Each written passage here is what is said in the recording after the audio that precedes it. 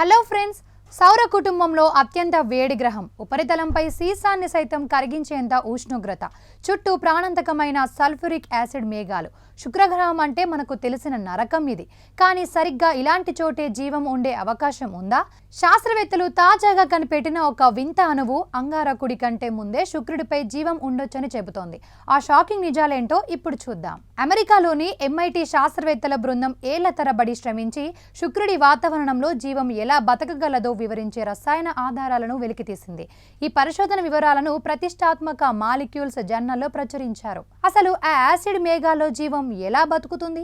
మన భూమి మీద ఉన్న జీవుల DNAలో డియోక్సీ రైబోజ్ అనే చక్కెర ఉంటుంది. కానీ శుక్రుడిపై ఉన్న గాఢమైన సల్ఫ్యూరిక్ యాసిడ్లో ఇది వెంటనే కరిగిపోతుంది.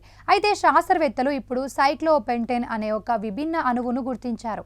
ఇది సల్ఫ్యూరిక్ యాసిడ్ను తట్టుకోవడమే కాకుండా DNAకు వెన్నుముకగా మారి జీవం పుట్టడానికి సహకరిస్తుందని వీరు నిరూపించారు. శుక్రుడి ఉపరితలంపై 464 డిగ్రీల సెల్సియస్ వేడి ఉన్నప్పటికీ ఆకాశంలో 48 నుండి 60 కిలోమీటర్ల ఎత్తులో పరిస్థితులు వేరుగా ఉన్నాయి. అక్కడ ఉష్ణోగ్రత 0 నుండి 50 డిగ్రీల సెల్సియస్ మధ్య, అంటే మన భూమి మీదలాగే హాయిగా ఉంటుంది.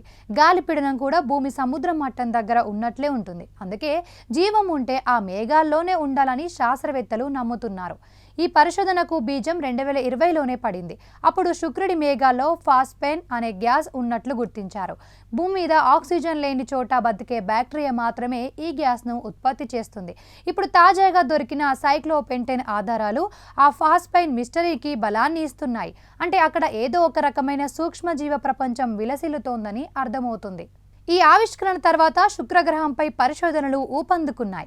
ఇప్పటికే శాస్త్రవేత్త సారా సీగర్ నేతృత్వంలోని బృందం 2026 చివరి నాటికి ఒక ప్రైవేట్ రాకెట్ ద్వారా శుక్రుడి మేఘాల్లోకి రోబోటిక్ ప్రోబ్ను పంపడానికి సిద్ధమైంది.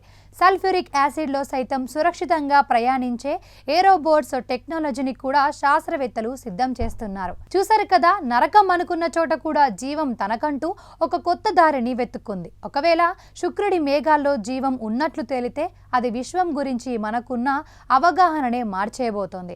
తాజాగా వెలుగులోకి వచ్చిన ఈ శుక్రుడి రహస్యం మనల్ని ఏలియన్స్కు మరింత దగ్గర చేస్తుందని ఆశిద్దాం.